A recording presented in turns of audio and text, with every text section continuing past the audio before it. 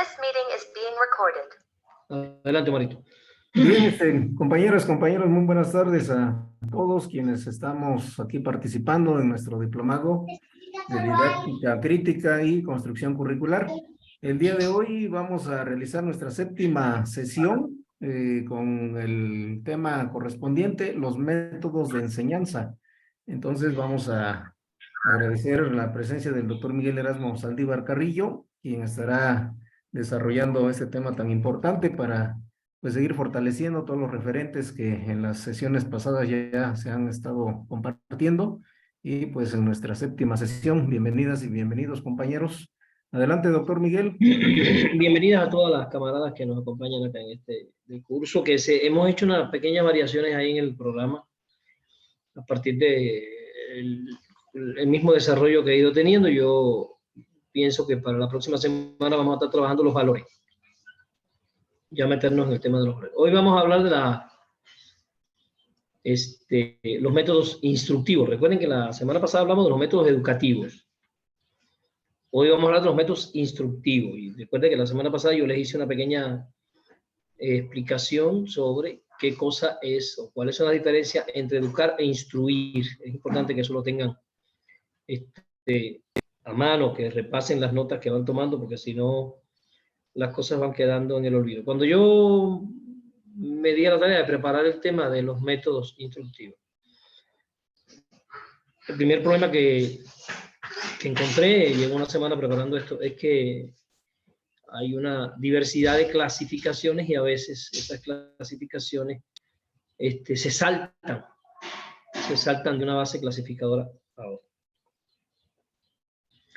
Déjame explicar brevemente a qué hago referencia.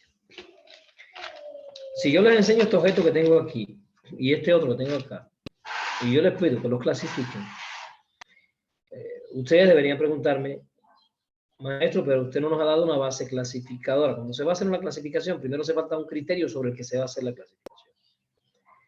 Entonces yo le dijera, bueno, si yo les diera como criterio clasificador la función de ambos, usted dijera, bueno, en cuanto a la función, los dos son iguales. Es la misma función, pero la función de ambos es almacenar, guardar, ¿no? Si yo le diera una base clasificatoria, clasifíquenlo según el material de que están hechos. Perfecto. Este está hecho de plástico y este está hecho de algún tipo de imitación de piel, ¿no? Ajá. Si yo le dijera que lo clasificaran en base al color, pues ya en la clasificación, bueno, ustedes la harían. Lo que quiero que entiendan es que cada vez que se hace una clasificación de algo, se hace sobre la base de una propiedad que se asume como base clasificadora. Entonces, cuando clasificamos a las habilidades, suelen aparecer entonces un sinnúmero de habilidades según la base clasificadora. Y como ya vimos en una conferencia, vimos en un tema, las cosas tienen infinitas propiedades, por tanto puede haber infinitas clasificaciones de habilidades. Muchísimas. Entonces a veces la gente dice, bueno, de los métodos instructivos, muchísimas clasificaciones. Entonces a veces la gente dice, no, los métodos pueden ser visuales, analíticos y problemáticos. Esa enumeración tiene un problema lógico serio y es que se saltó las bases clasificadoras. Pasó de un método, por ejemplo, visual, que pertenece a una base de clasificación, a otro método analítico que pertenece a otra base de clasificación, o al problemático, que es otra base de clasificación. Por eso es fundamental que nosotros primero definamos cuáles son las bases clasificadoras de los métodos, para saber de qué método estamos hablando. Entonces, lo primero que les voy a presentar, yo les preparé aquí una diapo que me ayudara a disminuir la velocidad de mi exposición. Ya saben que yo me vuelvo un poco loco. Y vamos a ver ahora las clasificaciones, las diversas taxonomías o clasificaciones que hay sobre los métodos. La primera clasificación, la base clasificadora es la fuente de obtención del conocimiento. Pueden ser métodos verbales, visuales, prácticos, auditivos, sinestésicos. Entonces, si usted va a enseñar a tocar guitarra, usted va a usar métodos auditivos en algún momento y en otros momentos métodos sinestésicos, movilidad de los dedos. Entonces, ahí hay una base clasificatoria. Esta es bastante poco utilizada por los maestros.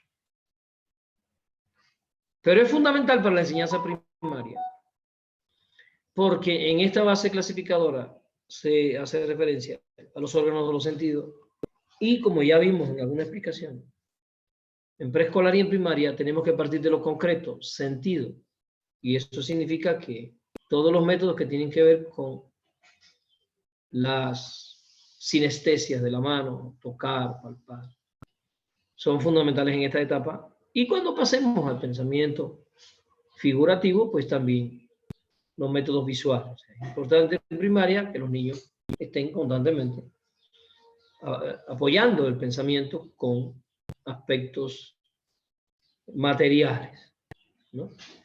Aquí yo tengo, por ejemplo, esto que le enseñé. Está lleno de semillas que el niño está usando en sus cuentas para hacer ya está sumando con sobrepaso, restando con sobrepaso. Y ahí tiene semillas donde él se apoya. Tiene un ábaco, pero a mí me gusta más el ábaco, pero en el aula trabaja más la semilla. Y ahí tenemos un método concreto, un método donde el conteo es concreto. Eso significa que el niño está usando las manos. También hay conteo a partir de figuras. Los libros traen muchas imágenes para que los niños cuenten. Incluso las primeras sumas de preescolar y de primer grado vienen imágenes de objetos o animalitos para que ellos cuenten cuánto es 5 más 4. Y ahí tiene entonces, usando el método visual. Porque a través del método visual es fundamental para desarrollar el pensamiento matemático. O sea, para llegar a la abstracción del número. Comprendan que el número es una abstracción. Si quieren otro por ahí, porque después vamos a ver algo con respecto a esto. El número es una abstracción que está en la mente del hombre. El número no existe más que en la mente del hombre.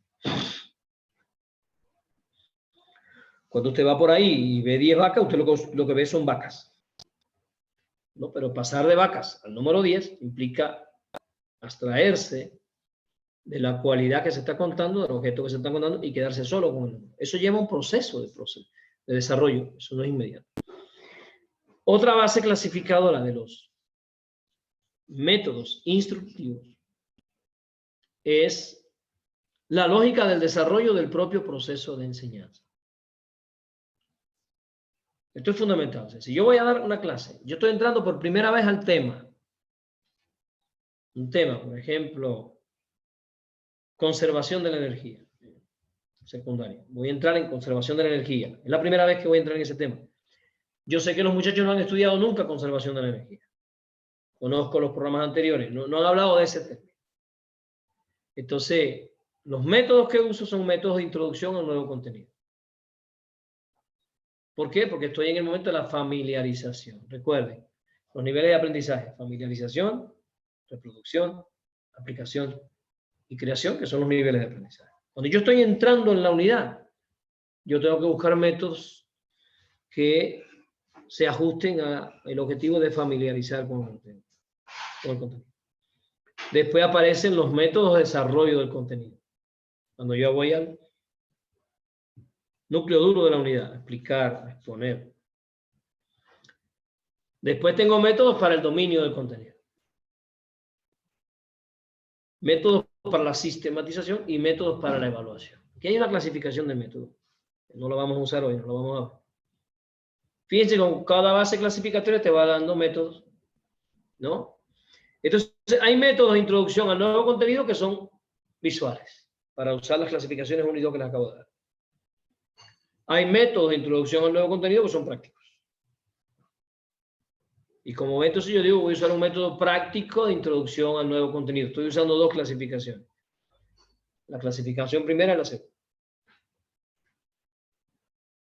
También podemos clasificar los métodos en función de las vías lógicas de obtención del conocimiento. Digamos, métodos inductivos. Recuerden que cuando hablamos de inducción nos estamos refiriendo a aquel conocimiento que va de lo particular a lo general. Eso es inducir. Estudiamos casos particulares y de esos casos particulares vamos a la regularidad o a la ley, en el caso de que así fuera, o a la propiedad esencial.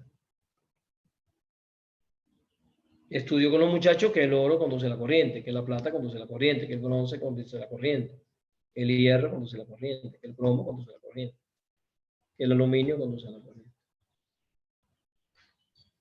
¿Qué conclusión puedo sacar de todos esos análisis?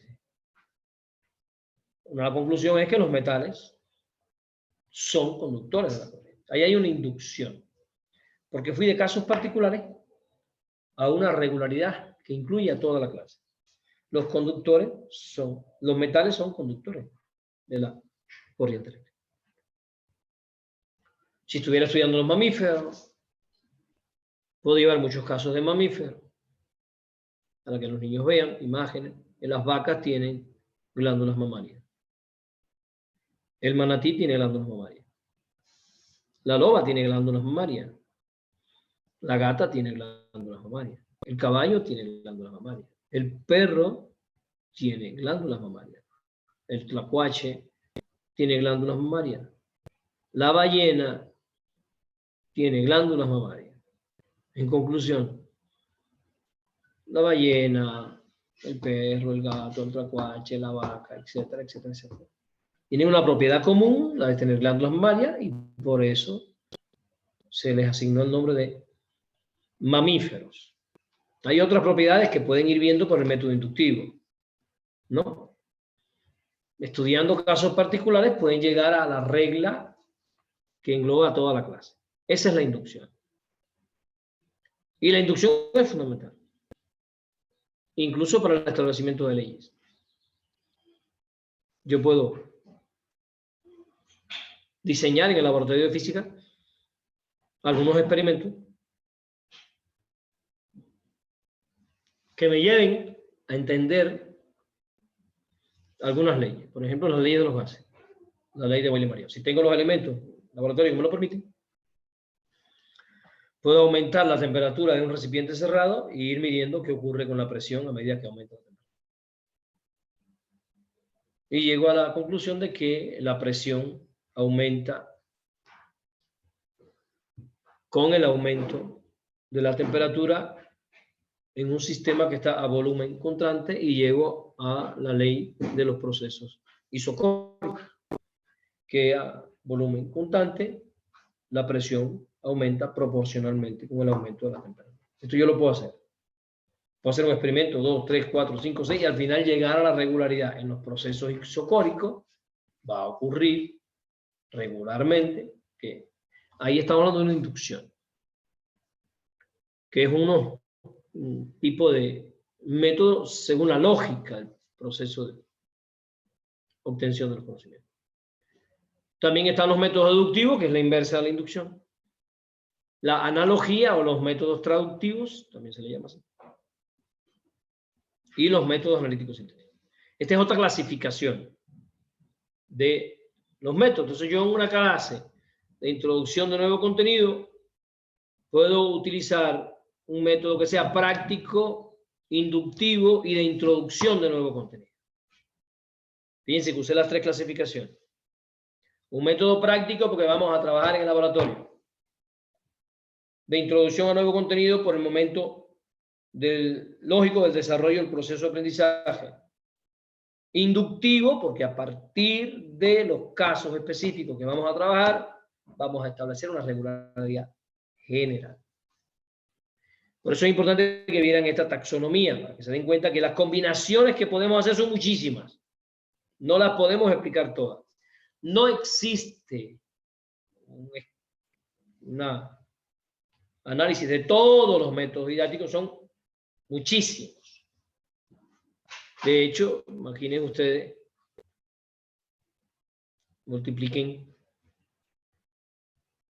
las clases de cada uno de estos grupos y te da una enorme cantidad de combinaciones.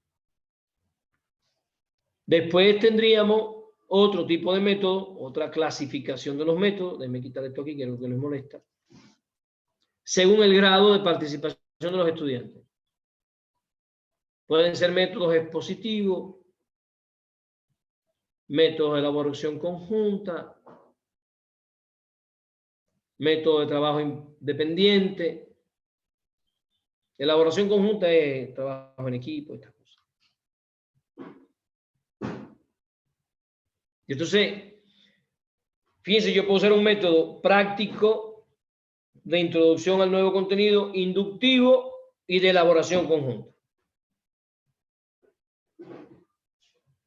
Vamos a trabajar el método de elaboración conjunta, una vía inductiva, para introducir el nuevo contenido a partir de actividades prácticas. Y yo compré ahí en esta explicación que acabo de dar las 4 clasificaciones. Para que vean la cantidad de variaciones que se pueden dar. Y aquí hay 4 clasificaciones, les voy a poner, si ustedes me permiten, otras 4. También hay métodos que dependen del dominio del contenido. Métodos reproductivos, métodos productivos y métodos creativos.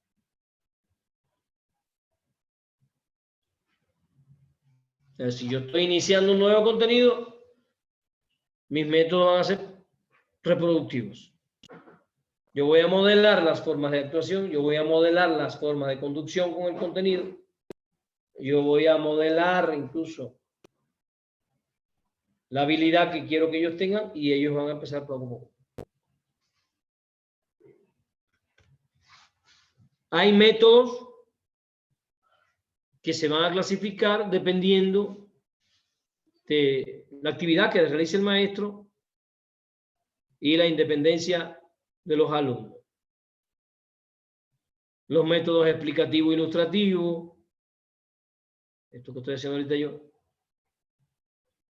Método reproductivo, problemático. Recuerden la enseñanza problemática de Makhmutov. Bueno, creo que ustedes, ese autor lo van a escuchar conmigo hoy. Es un autor ruso.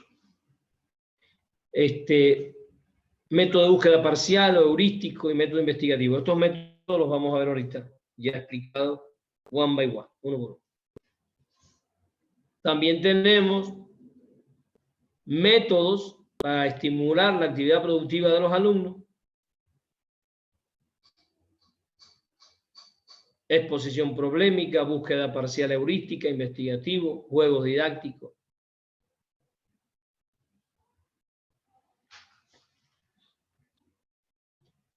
Y métodos que van a depender de las particularidades de la actividad cognitiva de los estudiantes. Método explicativo ilustrativo, reproductivo, exposición problemática de búsqueda parcial, heurístico, investigativo, etc. Bien. Ya aquí les puse estas clasificaciones. Recuerden que no me puedo saltar a la hora de explicarlos de una a la otra, sino que tengo que saber cuál es la lógica de lo que voy a hacer en clase para poder escoger la mejor manera. Hay métodos que evidentemente no se pueden llevar a todos los momentos. Por ejemplo, si nosotros consideramos aquí, como yo les pongo, considere los niveles de asimilación. ¿Qué son esos? Ustedes entenderán que en el nivel de familiarización y en el nivel reproductivo, yo no voy a utilizar métodos de la enseñanza problemática ni métodos investigativos. O sea, hay que entender que los métodos investigativos, y hay algunos métodos que van a aparecer, pero aparecen ya en determinados momentos de desarrollo del conocimiento. No antes. Porque no les mando a investigar desde cero. Tienen que tener ciertas nociones. ¿No? Bueno, eso también depende de la independencia de los alumnos, de las características del aula, de lo que el maestro ve que ellos pueden hacer, porque a veces tienes un grupo con importantes niveles de desarrollo y no hay problema con que investiguen desde el inicio. Vamos a ver ahora algunos métodos. Algunos métodos. Pero antes de ver algunos métodos voy a dejar de compartir, si ustedes me permiten. Y vamos a recordar algunas cosas que son fundamentales. No es lo mismo usar un método en el preescolar que en la primaria, que en la secundaria, que en la prepa. Un mismo método no se usa del mismo modo en la primaria, que en el preescolar, en la secundaria, que en la prepa. Eso hay que entenderlo también. Porque hay que entender el nivel de desarrollo intelectual de los niños y el nivel de independencia cognitiva de los niños.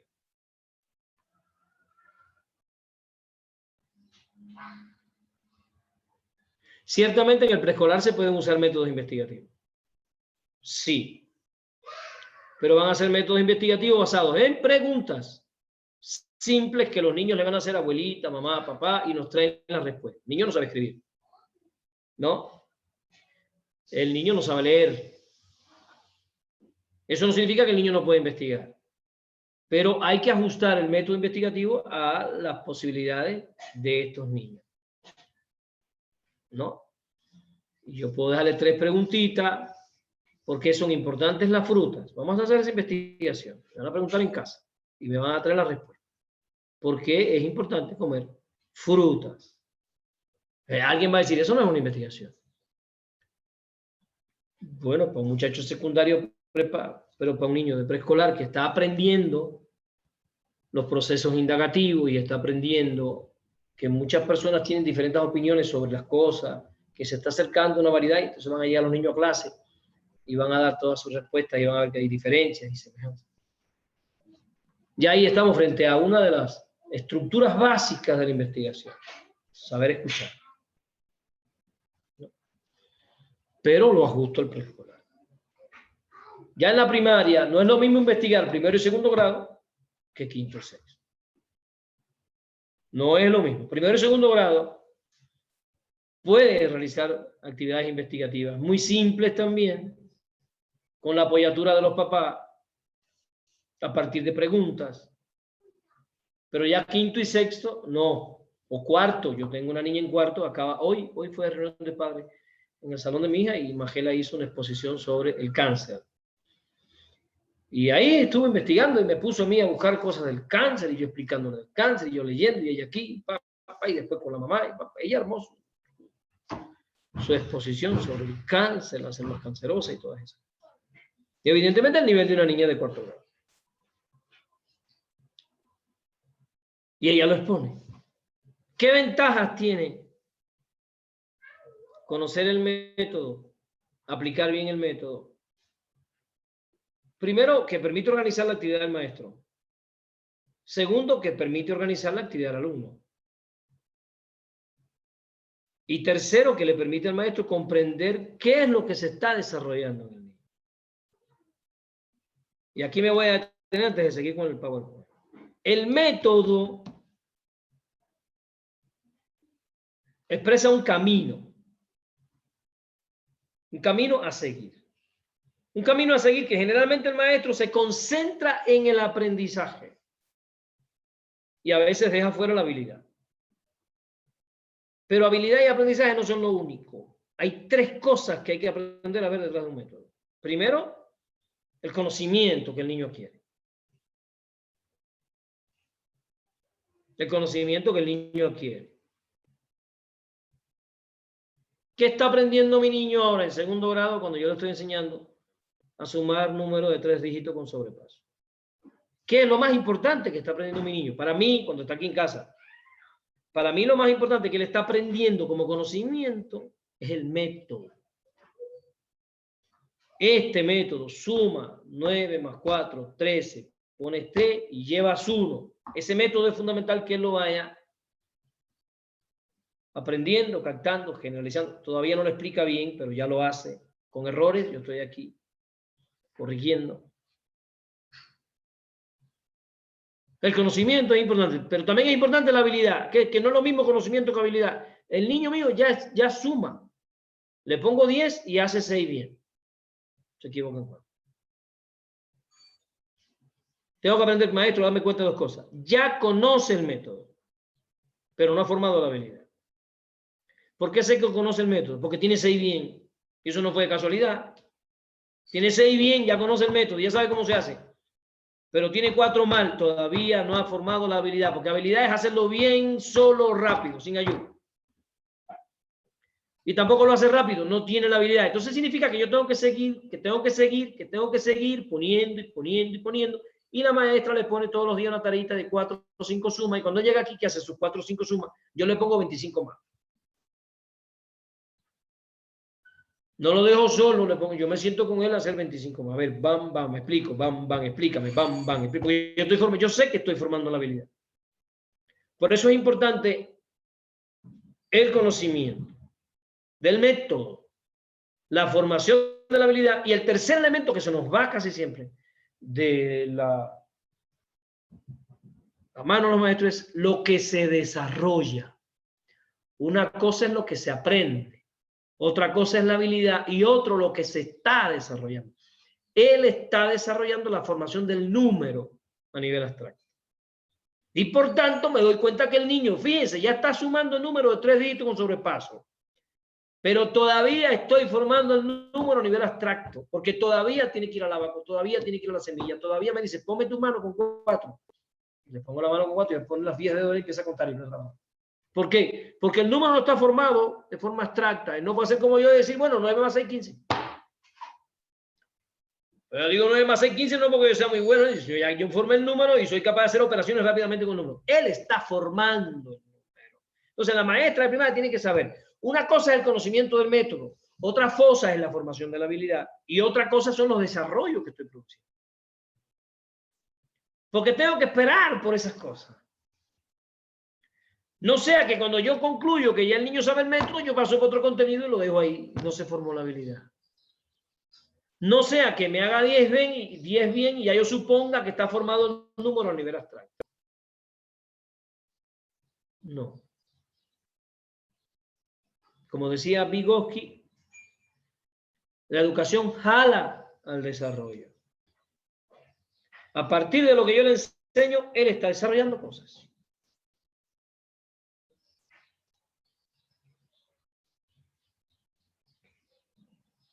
Y es interesante, yo le pregunté, ayer tuve el examen, ¿cómo saliste en el examen? ¿Qué creen que me dijo? Bien. ¿Qué hiciste mal? Nada. Tercera pregunta, ¿qué te preguntaron? No me acuerdo. Eso es básico en un niño de segundo grado. No tiene desarrollada la metacognición. Él no sabe que hizo todo bien, él no sabe que no se equivocó en nada. Él piensa que hizo todo bien, él piensa que no se equivocó en nada, pero además, cuando me dice no me acuerdo, es porque yo me doy cuenta que todavía no tiene pensamiento metacognitivo, que todavía no tiene esa segunda memoria, no tiene formado. Él va mucho al método de prueba y error y está aprendiendo el método. El método más complicado que está aprendiendo mi niño ahora segundo grado es el método de el cálculo con sobrepaso, que para uno es simple, pero para ellos es complicado. Y yo que ahora estoy trabajando la resta y la suma, me doy cuenta que a veces cuando está sumando me aplica la regla de la resta y cuando está restando me aplica la regla de la suma. Yo me río porque me doy cuenta del error, lo ubico el error y digo, a ver, borda, estamos sumando. Y le digo, a ver, ¿cómo es que se suma? Me dice el método, bueno, vamos a sumar, vamos, y lo acompaño porque si no, él usa los métodos indistintamente. Eso es parte de los errores que cometen los niños cuando están trabajando en este nivel y este tipo de cálculo. Entonces quise aclarar esto. Los métodos, el mismo método se diferencia según el nivel de desarrollo del estudiante. No es lo mismo el método de investigación en secundaria que el método de investigación en prepa. ¿Por qué? Porque en secundaria es un método propedéutico, muy concreto. En prepa ya yo empiezo a trabajar procesos abstractos. ¿Por qué? Porque ya sé que el último órgano que termina de madurar en el ser humano, ustedes saben que los niños nacen, bueno, los papás generalmente no saben eso. Bueno, el machismo no, pero las mamás saben, el bebé nace y el médico le dice, ella dice, ay, es que yo siento que se ahoga y respira muy rápido. El médico le dice, todavía están madurando sus pulmones, señora, sus pulmones no nacen maduros, terminan de madurar después que nació. el corazón de su hijo tampoco nace maduro, termina de madurar después que nació. Por eso a veces tú piensas que tiene taquicardia, porque va muy rápido, a veces va muy lento. Porque es un órgano que está... Los órganos del niño maduran después del nacimiento, terminan su proceso de maduración después del nacimiento. Pero el órgano que más tarde termina el proceso de maduración, que a veces no lo sabemos, es el cerebro. ¿Y saben en qué edad el cerebro termina ya la maduración? La adolescencia a nivel de prepa. 15, 16, 17, 18 años termina el proceso de maduración del lóbulo frontal, este que yo estoy tocando aquí. Este que está en la frentota, que es el lóbulo frontal, que es donde se asienta el pensamiento teórico. Por eso el muchacho no estudia la relatividad de Einstein en secundaria, porque todavía el órgano del pensamiento teórico no está maduro, está en proceso de maduración, pero ya en prepa madura a costa de aprender física, aprender matemáticas, aprender ecuaciones diferenciales. Y ahí termina de madurar el lóbulo frontal. Tiene que empezar a imaginarse una integral. Hay muchachos que se aprenden la integral sin saber lo que es parte de la instrumentalidad de las matemáticas. Pero hay muchachos que necesitan comprender lo que es una integral para poder usarla. Y ya eso es pensamiento matemático bastante abstracto, ¿no? Imaginar un área dividida en infinitas áreas pequeñitas y sumar la sumatoria de todas esas pequeñitas áreas para poder calcular el área de una figura irregular, cuerpo irregular, ya implica un desarrollo enorme. Por eso es importante que el maestro sepa, cuando estamos con el método instructivo, saber lo que aprende, el conocimiento que estoy trabajando, la habilidad que estoy formando y los procesos psicológicos que estoy desarrollando, que a veces se nos escapa. Voy a regresar un momentito a mi diapo, aquí para yo ocultar esto, y ir. El primer método que les traigo es el método expositivo. Método expositivo que se puede usar secundaria, prepa, mucho menos en la primaria y mucho menos en el preescolar. En preescolar, entre menos expliquemos mejor. Muy concreto todo. El método expositivo, que consiste en presentar al alumno el tema a través de la explicación y con apoyo visual. Lo que estoy haciendo yo aquí ahora es un método expositivo a través de la computadora. Y ustedes pueden preguntarme, ¿este mismo método expositivo que estoy haciendo a través de la computadora lo haría así en clase? No, va a haber diferencia. Porque en clase tengo una cosa que no tengo aquí, que es fundamental.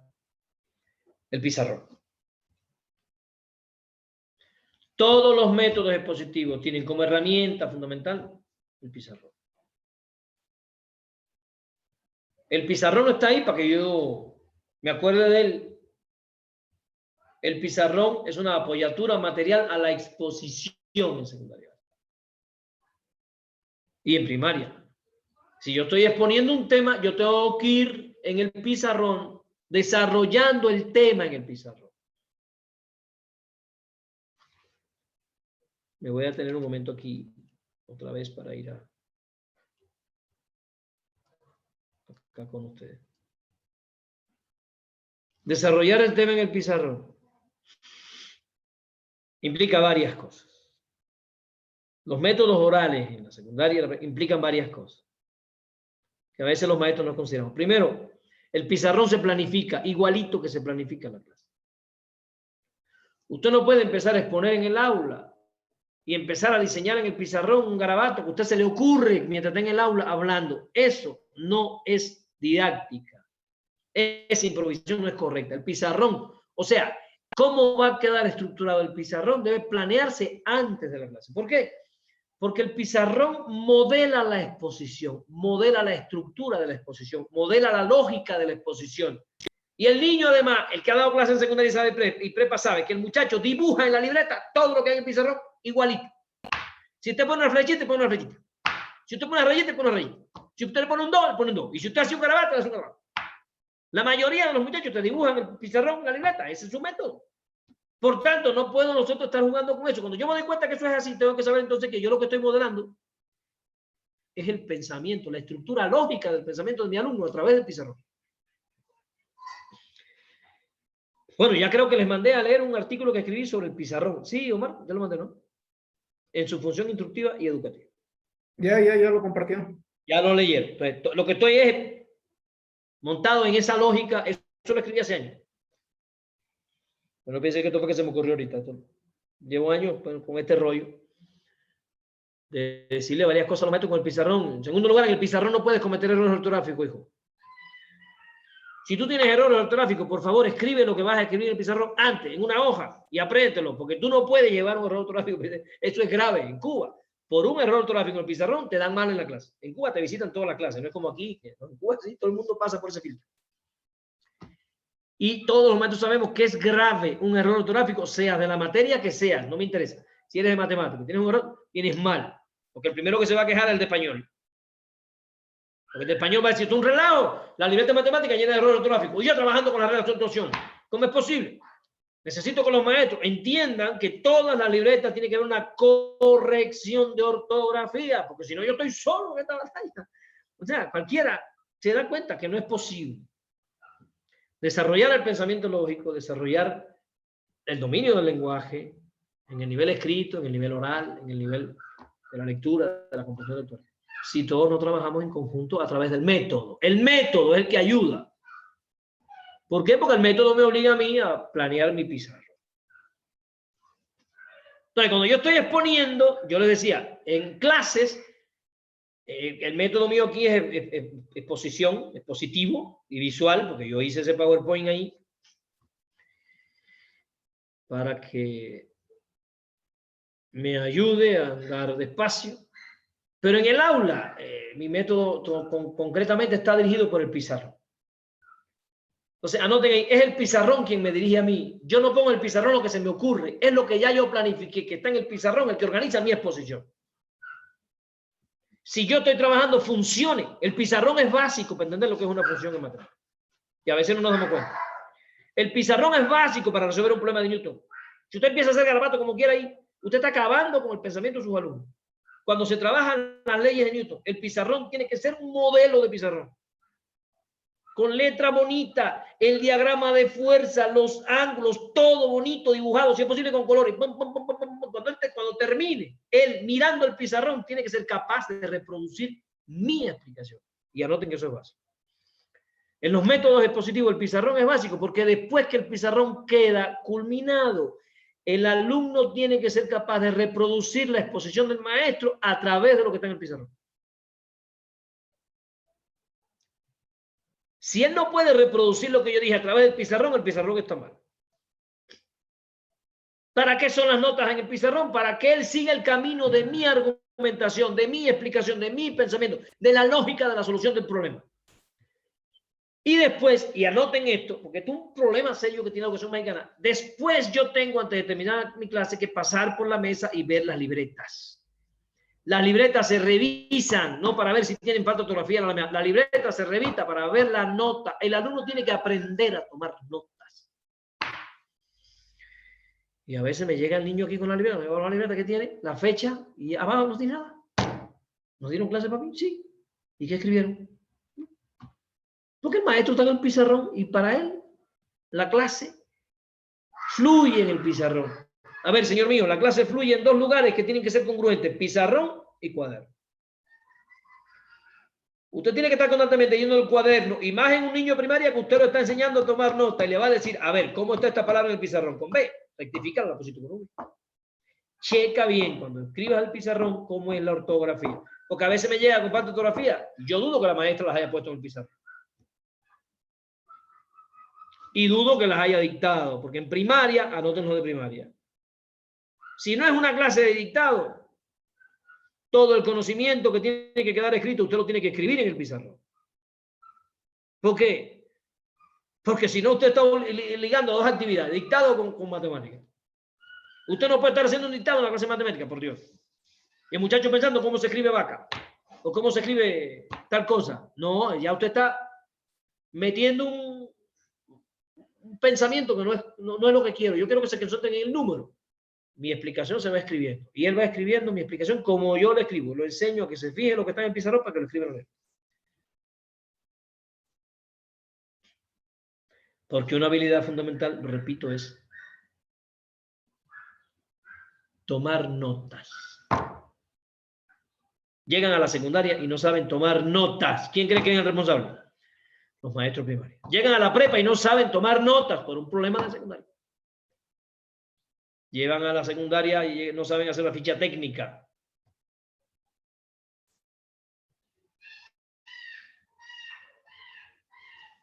Bueno, regreso a mi exposición. Entonces, estábamos en el método expositivo. Primero, preparar el tema. Definir los conceptos fundamentales que se van a trabajar.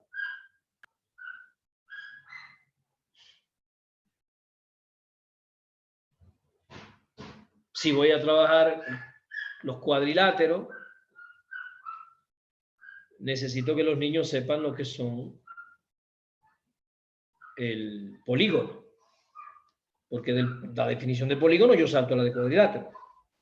¿Por qué? Porque dice cuadrilátero es un polígono de 4 lados. Si el niño no sabe lo que es un polígono, yo tengo un problema. Y ella garantizo que yo sabe lo que es polígono. Yo en mi clase que voy a trabajar, yo voy a partir del concepto polígono. Aparece polígono en el pizarrón. Y ahí digo polígono de 4 lados igual a cuadrilátero. ¿Cuántos lados tienen entonces los cuadriláteros? 4. Bien. Empiecen a dibujar cuadriláteros. Que vean cuánta diversidad. Que empiecen ellos espontáneamente a dibujar cuadriláteros. Después de definir los conceptos, establecer la relación entre los conceptos. No se la voy a decir con los términos que la voy a usar yo como didacta, pero yo sé que el cuadrilátero es un concepto subordinado al concepto polígono. Pero yo le puedo decir a los niños, todos los cuadriláteros son polígonos. Todos los cuadriláteros pertenecen a los polígonos. ¿Ya? Por tanto, todas las características de los polígonos pertenecen a los cuadriláteros. Figura cerrada en el plano. ¿No? Ahí la definición que yo estoy usando, según el nivel. Por eso es importante tener claro los conceptos que voy a trabajar y tener claro la relación que hay entre esos conceptos. Ordenar las ideas argumentativas que voy a usar. Esas ideas sostienen mi explicación. Es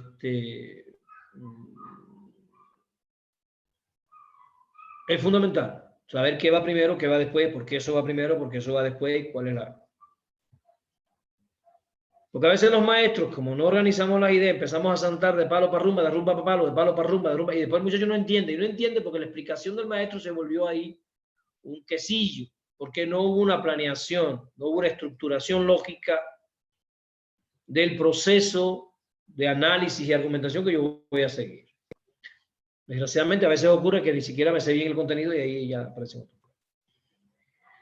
Aquí no lo puse, pero ustedes pongan el paso cuarto, pónganlo en el paso en la preparación del tema, en el cuarto pongan, yo no lo puse, lo voy a poner. No lo pongo, después les comparto el PowerPoint y no, es un rollo que no está. Pongan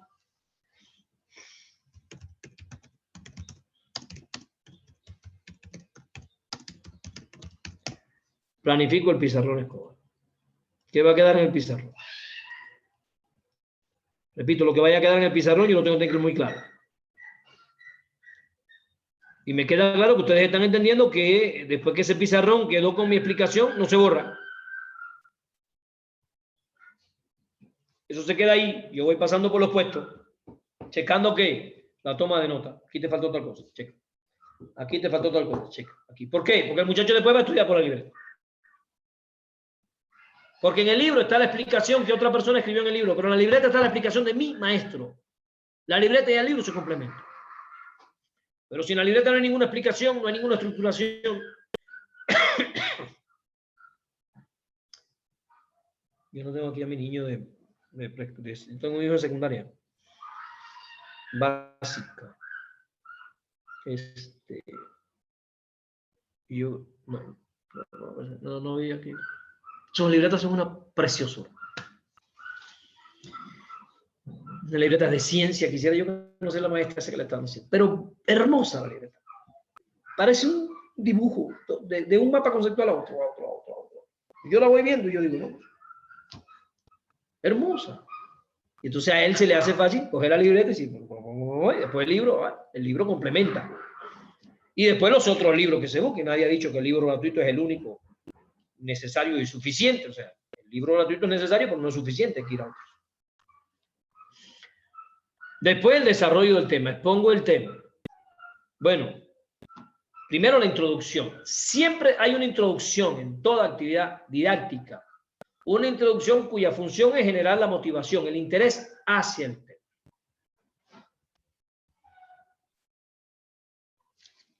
Luego expongo el tema utilizando el pizarrón como apoyatura material, como ya les dije.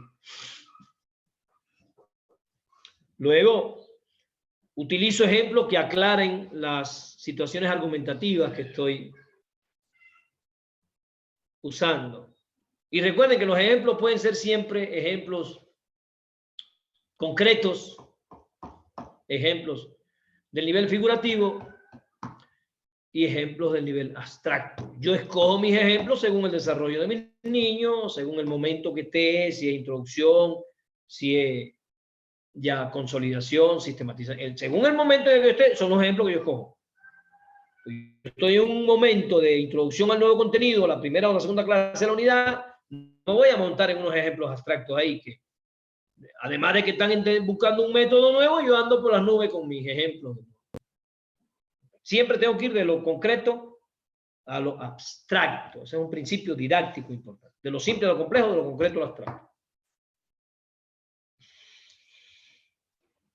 Y eso yo lo voy a escoger dependiendo de mi clase. Así como expliqué durante la exposición, se va dibujando en el pizarrón los conceptos y sus relaciones a modo de esquema o mapa conceptual, mapa argumentativo. Déjame ponerlo. Luego.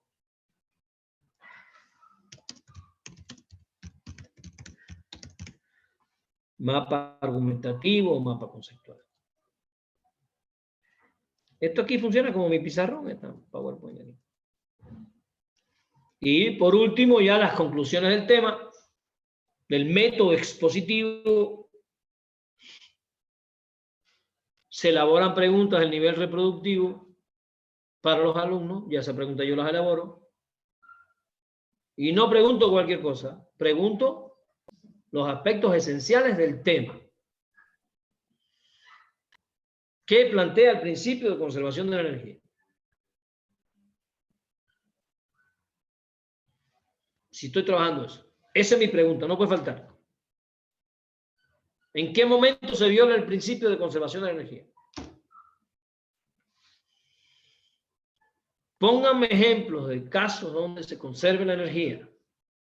Pongan algún ejemplo que no hayamos visto en la clase. Ese es el nivel de aplicación.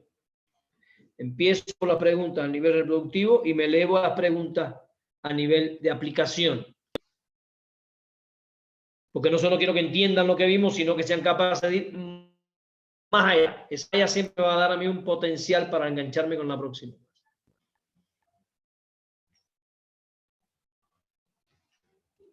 Me queda claro, voy a dejar de compartir un momento,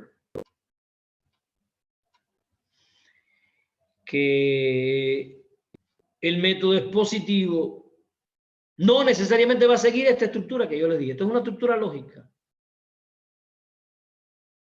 que usted puede aplicar en secundaria, pero le puede agregar más cosas, dependiendo de sus alumnos. ¿Por qué? Porque ya habíamos visto en otro tema anterior, necesito que revisen los temas, que los niños primero aprenden las cosas a nivel reproductivo. Primero aprenden el método. Pero en ese proceso de aprender el método hay diferentes estrategias. En el nivel reproductivo hay diferentes estrategias que las quiero recordar. Primer momento básico del nivel reproductivo, el maestro modela lo que se hace. O sea, yo lo hago. Y si yo voy a trabajar con el niño, la primera ley de Newton, el caso más simple sería un cuerpo que se mueve en un plano horizontal sin rozamiento con una fuerza horizontal. Ese es el ejercicio más simple en el que se puede aplicar las leyes de Newton. Y yo lo tengo que resolver. ¿Y por qué escojo el más simple? Bueno, porque en didáctica se dice que se va de lo simple a lo complejo. Ese es el diagrama de fuerza más simple, la aplicación de la ley más simple, una sola fuerza, sin rozamiento, horizontal, y no se complica a nadie. Bueno, sí, ellos se complican porque lo van a hacer por primera vez. Entonces, el primer momento es que yo modelo la solución del problema. Y después que yo modelo la solución del problema 2, 3 veces, no una, 4, 5, 6, eso va a depender de... Entonces pongo ejercicios idénticos. Bueno, déjalo decir idénticos. Similares. Voy a cambiar los números. Vamos a hacer mismo. A ver, ustedes lo van a hacer. Pero no puedo borrar el que está en el pizarrón. Ese lo dejo. ¿Por qué lo dejo? Porque esa es una apoyatura material para que él vaya guiándose. No sabe todavía.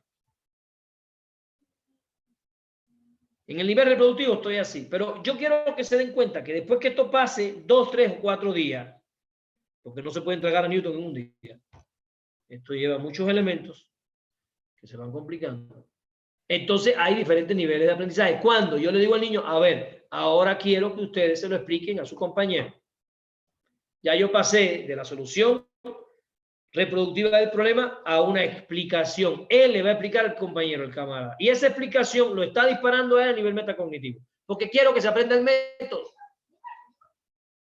No me interesa tanto que lo haga bien, aunque me interesa que lo haga bien. Quiero, además de que lo haga bien, que lo pueda explicar, porque cuando lo explica, él se eleva al nivel de comprensión del método. El método se vuelve consciente.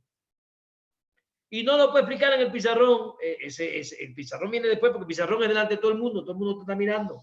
Hasta la muchacha de la que estás enamorado. Ahí no te pongo ahí todavía. Primero te pongo a explicarse lo que está al lado. Ahí, explíquenselo entre ustedes. Y yo escuchando. Pam, pam, pam, pam, pam, pam, pam. Y después cojo a los mejores, los que ya sé que lo dominan, y los mando al pizarrón. ¿Por qué van al pizarrón? No es lo mismo explicárselo a Omar aquí entre él y yo que explicarlo frente al aula. Es un nivel superior. ¿Por qué? Porque no solo tengo que ver lo que aprende, tengo que ver la formación de la personalidad, la formación del carácter, la formación de los valores. Estar frente a 30 gente explicando no es lo mismo que explicárselo al que está todos los días sentado contigo ahí, con el que tienes mucha confianza. Fíjense cómo voy combinando el método, viendo lo que aprende, cómo lo aprende, lo que desarrolla, pero también la formación, la educación. Todo eso tiene que ir en el método. Entonces lo hizo solo, se lo explicó al compañero, lo explicó en el pizarrón. Son 3 momentos. Lo hizo solo, se lo explicó al compañero, lo explicó en el pizarrón. Y el cuarto momento es cuando yo lo voy ya en una clase más avanzada, 2 o 3 semanas con Newton, y ya yo sé quiénes son los que tienen el conocimiento ya consolidado, y los voy parando. Para. Ayúdame con tus compañeros. Para. Y voy parando. Nosotros le llamamos en Cuba método de interacción en cadena. O sea, y a veces estoy en el aula y hay 10 muchachos parados. Y pasa el surito. ¿Qué hacen tantos muchachos parados? Están explicando. Todos están explicando, ayudándome a dar ayuda, porque la ayuda que se dan entre ellos es mejor que la que doy yo. No piense que porque usted es maestro, usted sabe dar ayuda mejor. Ellos se dan mejor ayuda porque ellos están al mismo nivel de desarrollo del lenguaje, al mismo nivel de desarrollo intelectual. A veces se explican entre ellos las cosas y yo no entiendo lo que está explicando. Y el otro muchacho entiende. Porque ellos tienen su propia lógica, su propia jerga. Entonces dije 3 cosas. Lo hace solo, se lo explica al compañero, lo explica al pizarrón y después se para conmigo a ayudarme con los demás. Y lo explica una y otra vez. Esto yo lo puedo hacer bien en primaria, lo puedo hacer en secundaria y lo puedo hacer en prepa, y eso es parte del método que yo no lo puse aquí. Porque son estrategias y técnicas que tú tienes que ir incorporando para que el método se enriquezca. Para que puedas avanzar. Vamos a ver otro ahora.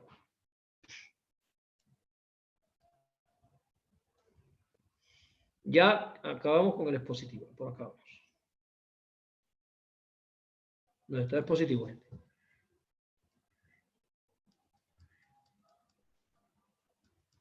Vamos a ver ahora el método inductivo. Aquí me fui a un método según el proceso lógico de obtención de los conocimientos, ese tipo de clasificación.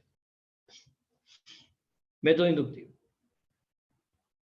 Primero, entender que la inducción parte de casos particulares y se analizan para establecer generalizaciones, leyes, regularidades, lo que sea que usted esté trabajando. En la preparación del tema es fundamental, primero, escoger los ejemplos que voy a trabajar en clase. De ser posible, ejemplos de nivel concreto. Si no, pues, déjame agregar algo aquí. Si no puede ser de nivel concreto o figurativo. Si no puede ser de nivel concreto, al menos nivel figurativo. Escoger los ejemplos que voy a trabajar con ellos. Garantizar que en esos ejemplos las propiedades, las relaciones o las cualidades que voy a estar trabajando sean evidentes. Porque si agarro un ejemplo que lo que yo quiero que vea no es evidente, voy a pasar trabajo para que lo vea, porque todo tiene que abstraerse. Es un rollo. Intente que su ejemplo sea, si va a trabajar la inducción, en los ejemplos que va a trabajar, la propiedad que se va a generalizar, intente que sea evidente o que esté lo más cerca posible de la percepción directa. Estoy pensando en primaria y secundaria. En prepa usted puede hacer también ya volar, ¿no? Como lo sabe. Ya podemos estar ya haciendo experimentos mentales en el preuniversitario. Además de eso, voy a establecer algunas preguntas que van a ir guiando, ahí me faltó la actividad de los estudiantes. Para el desarrollo del método inductivo. La introducción, que no debe faltar ninguno de los métodos. Se explica la actividad, se dirige la atención de los alumnos hacia las propiedades a estudiar, etc. Ahí se me fue una D también. Déjame hablar eso. A ver, ¿dónde está ahí? Se explica. Tiene una S. Había otra que tenía un dedo ahí. ¿Cuál era? Ya me olvidé.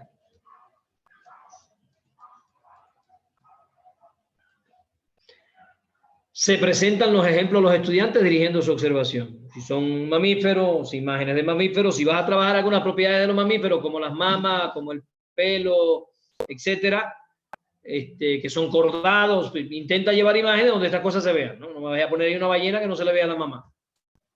Y que tenga que estar imaginado, tiene una chiche, pero no sé dónde está. O sea, busca imágenes donde las propiedades que vamos a estar trabajando sean propiedades que ellos puedan visualizar. Si es en secundaria mucho más, eso va a ayudar a la inducción. Evidentemente hay casos donde esto no se puede visibilizar. Caso, por ejemplo, que puse ejemplo de la conducción de la corriente eléctrica. Se comparan los ejemplos, se buscan semejanzas y diferencias, se aborda la esencialidad de las propiedades semejantes. Son las semejanzas las que se generalizan y pasan a formar característica de la clase y se procede a la generalización. Recuerden que la inducción nunca es completa.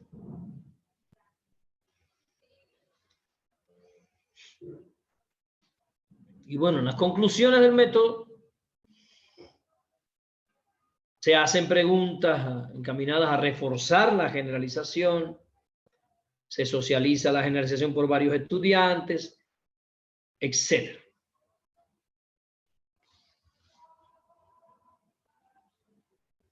Etcétera.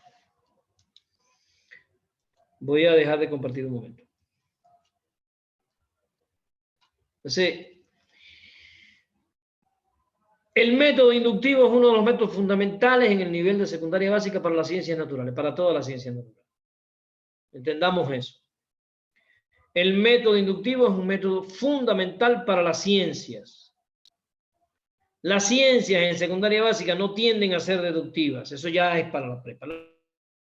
La ciencia en secundaria básica tiende a ser muy propedéutica, inductiva, experimental, constatativa, etc.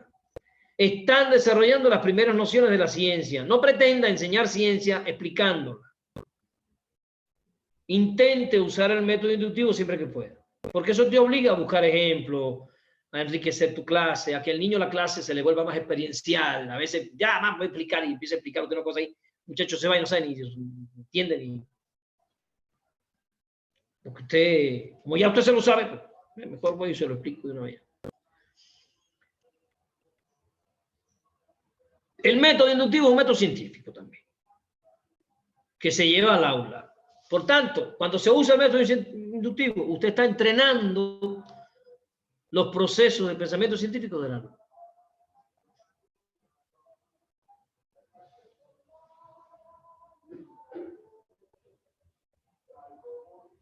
Tiene rigor, por eso me gusta. Porque a veces mandamos a los muchachos a hacer una encuesta por ahí y vienen con su trabajo y le decimos que están haciendo investigación. No necesariamente salir a hacer preguntas y tirar la respuesta. Una investigación. A veces vulgarizamos la ciencia. Si usted quiere que se parezca a la investigación científica, una indagación que hagan los alumnos de secundaria, usted tiene que prepararlo con rigor. Mira, no puse ese método, tenía que haberlo puesto. Preparar los tipos de preguntas que van a hacer los muchachos. En la ciencia existen preguntas directas, indirectas, preguntas de colchón, preguntas filtro, que tienen una función y los muchachos tienen que aprender a usarla desde la secundaria. Si usted va a hacer una entrevista sobre educación sexual, los muchachos tienen que saber que la mayoría de la gente no habla de eso, no le gusta hablar de eso, ni te responde realmente lo que piensa. Entonces tenemos que usar preguntas indirectas. Estoy pensando en inducción en ciencias sociales. Imagínense que en el área de ciencias sociales los mandamos a hacer una entrevista para recopilar opiniones y después del estudio de esas opiniones hacer generalizaciones. Estoy usando un método inductivo, una vía inductiva. Todas las investigaciones empíricas en ciencias sociales tienen una lógica general inductiva.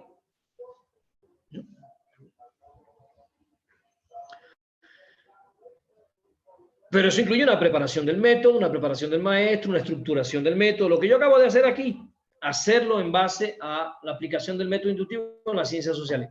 Me disculpo porque tenía que haber hecho, pero me fui, voy a poner otros métodos, no precisamente pero quería yo que se dieran cuenta que la inducción como método científico no solo la usamos en las ciencias naturales, sino también en las ciencias sociales, cuando están dando cívica y ética, que los muchachos pueden salir a la calle a hacer algunas, a la calle no, generalmente que lo hacen con su familia. Ahí también están utilizando el método con una lógica inductiva. Bueno, vamos a ver otro método. De los que le preparé aquí, rápido. Vamos a ver ahora el método socrático, que la gente por ahí a cada rato te habla del método socrático. Se le llama socrático porque Sócrates se dice que le gustaba salir a caminar e ir conversando con sus discípulos. No te imagines a Sócrates con una pizarra. Esta tecnología es posterior. Y el pizarrón es tecnología. Y solía ir preguntándole a sus alumnos, intentando que ellos, a través de los propios cuestionamientos que él hacía, llegaran a conclusiones. De ahí que llegara incluso a veces a pensar que el conocimiento ya estaba a priori en el alumno, que él solo lo que hacía era hacer que se develara. Ya hoy sabemos que no es así. El método o la vía fundamental del método socrático es el diálogo a través de preguntas. Un diálogo hermenéutico, un diálogo socrático, un diálogo a través de preguntas. Buscando el análisis de la situación. Profundizar en aspectos que a veces el alumno no considera. ¿No? Es un método muy bueno para la ciencia social. Muy bueno para la ciencia social. Se puede usar algunas veces en la ciencia exacta, Yo como profesor de física nunca lo usé. No. O sea, hacía algunas clases de preguntas-respuestas, pero ya no es socrático, porque ya eran contenidos que se habían visto y yo quería ver hasta qué punto se llegaron a las comprensiones, ¿no? Y ya no era una indagación nueva, sino que ya ellos lo que hacían era explotar su memoria. Pero sí usted puede armar su clase y tener alguna clase en el mes donde usted solo lleve preguntas y usted se siente en el público y vaya pasando paneles de alumnos, 10, 12, y hacer preguntas al panel y que el panel responda y en ese tipo de diálogo pues se van modelando argumentaciones, explicaciones, descripciones, etc.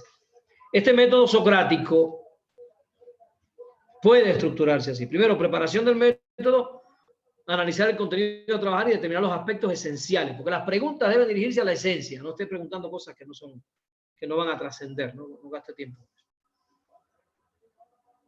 O sea, es importante que la pregunta vaya a la esencia. Segundo, elaborar preguntas que guíen los análisis del estudiante.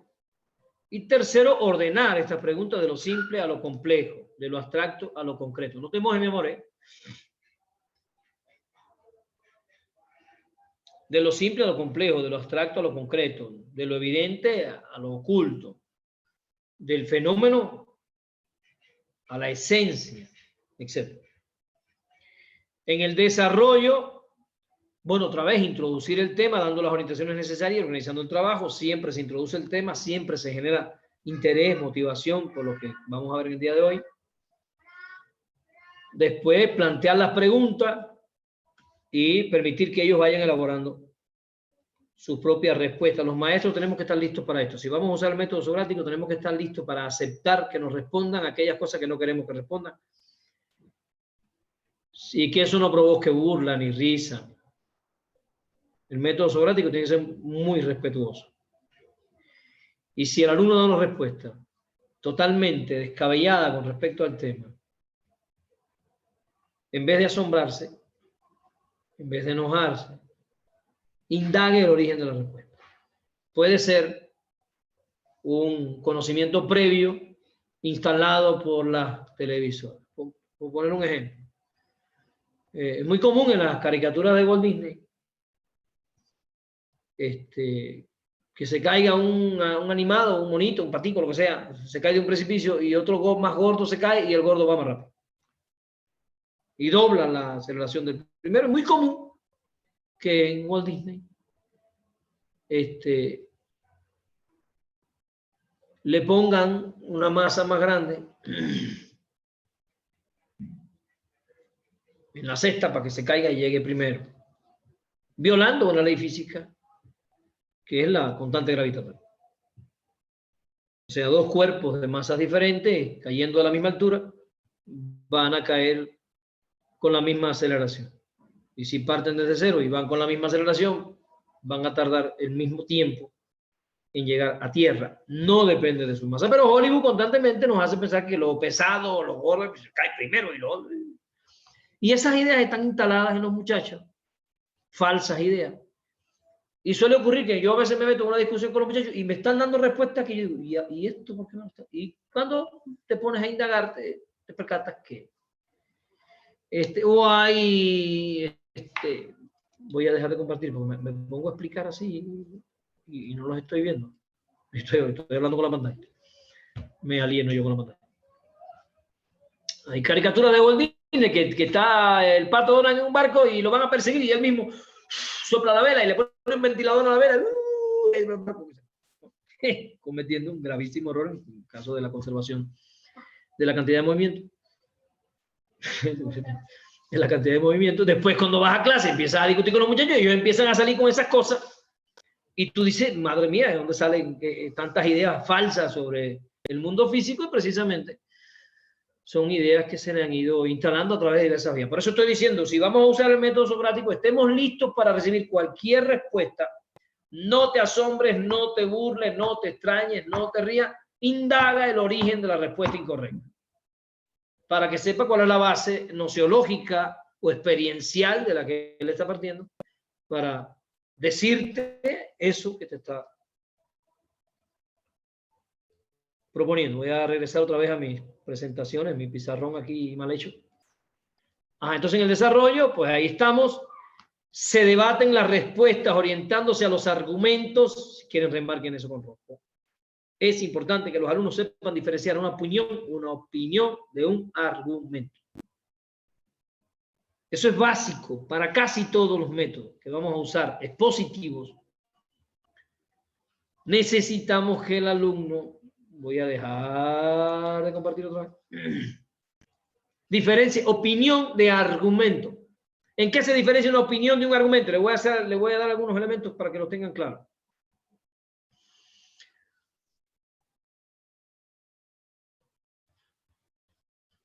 Las opiniones son subjetivas por su forma y por su contenido. Usted puede opinar lo que usted quiera y la opinión es un derecho de las personas.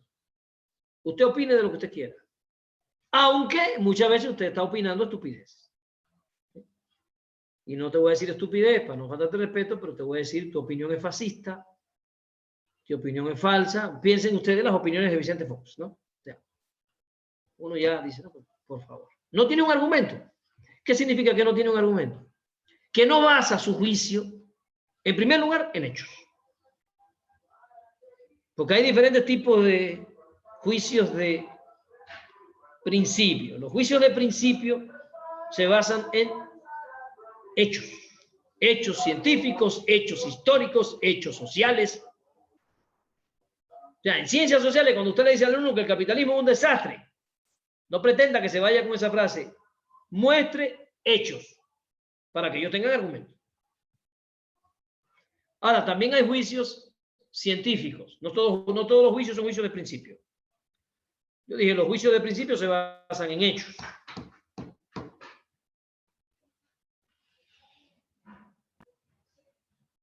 Fácticos.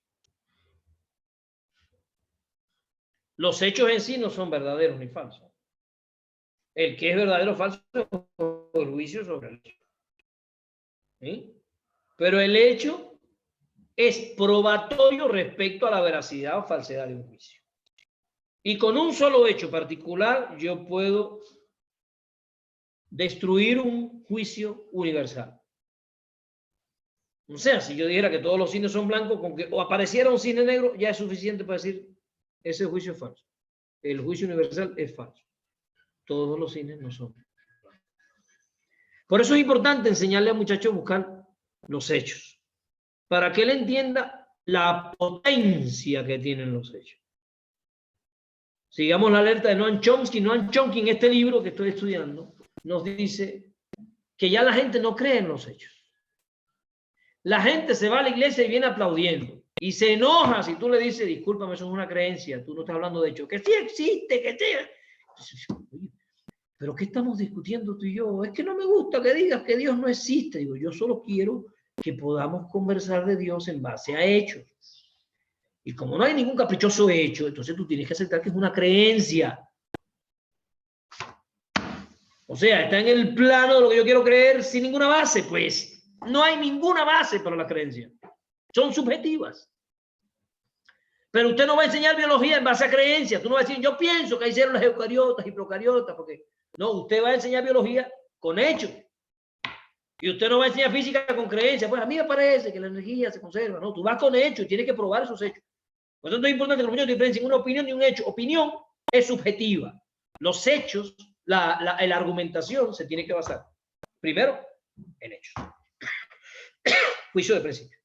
Pero hay otro tipo de hechos para la argumentación. Por ejemplo, leyes científicas. Por ejemplo, principios científicos. El principio de conservación de energía es un principio que me permite a mí argumentar.